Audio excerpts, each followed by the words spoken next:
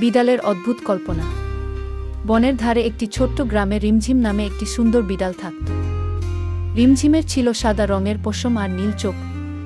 সে ছিল গ্রামের সবচেয়ে সুন্দর বিড়াল। কিন্তু রিমঝিমের একটি অদ্ভুত স্বভাব ছিল। সে সবসময় নিজেকে অন্য কিছু ভাবত, যা সে আসলে ছিল না। একদিন রিমঝিমের মালিক নতুন একটি বড় আয়না কিনে আনল। সে আয়নার সামনে গিয়ে দাঁড়াল এবং নিজের প্রতিবিম্ব দেখে অবাক হয়ে গেল। আয়নায় সে দেখল একটি বিড়াল, কিন্তু তার মনে হলো সে দেখছে একটি বিশাল সিংহ। আমি কত শক্তিশালী, রিমঝিম নিজের মনে ভাবল। আমার থাবাগুলো সিংহের মতো, আমার চোখগুলো জ্বলজ্বল করছে শিকারীর মতো, আর আমার পশম যেন সিংহের কেশর।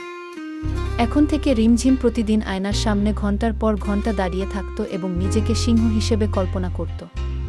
সে বাড়ির অন্য প্রাণীদের সাথে আর খেলত না, বরং তাদের দেখে নাক সিটকাত। সে এমনকি ইঁদুরদের তাড়া করাও বন্ধ করে দিল, কারণ সে ভাবত ইঁদুর তাড়া করা তার মতো সিংহের জন্য অযোগ্য কাজ। একদিন গ্রামের কাছে একটি সার্কাস এল। সার্কাসে একটি আসল সিংহ ছিল। সবাই সিংহ দেখতে গেল। রিমঝিমও মালিকের সাথে গেল, কিন্তু সে পিঞ্জরার বাইরে থেকে সিংহটাকে দেখে ভয়ে কাঁপতে শুরু করল। আসল সিংহটি ছিল বিশাল, ভয়ঙ্কর এবং তার গর্জন শুনে সবাই ভয় পেত। রিমঝিম বুঝতে পারল যে আয়নায় সে যা দেখেছিল তা শুধুই তার কল্পনা। সে বুঝল যে সে শুধুই একটি ছোট্ট বিড়াল, সিংহ নয়। বাড়ি ফিরে রিমঝিম আবার আয়নার সামনে দাঁড়াল। এবার সে দেখল একটি সুন্দর বিড়াল, কিন্তু সিংহ নয়। রিমঝিম হাসল। সে বুঝল যে সিংহ হওয়ার চেষ্টা করে সে যে সময় নষ্ট করেছে, সেই সময়ে সে আরও ভালো বিড়াল হতে পারত। রিমঝিম আবার বাড়ির অন্য প্রাণীদের সাথে খেলতে শুরু করল। রিমঝিম বুঝল যে নিজের আসল পরিচয় মেনে নেওয়া এবং সেটাকে সম্মান করাই আসল শক্তি।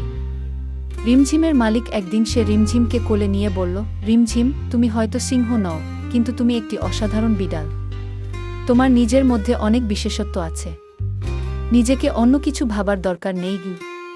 এই গল্প থেকে আমরা শিখি যে আমাদের প্রত্যেকের মধ্যে বিশেষ কিছু আছে।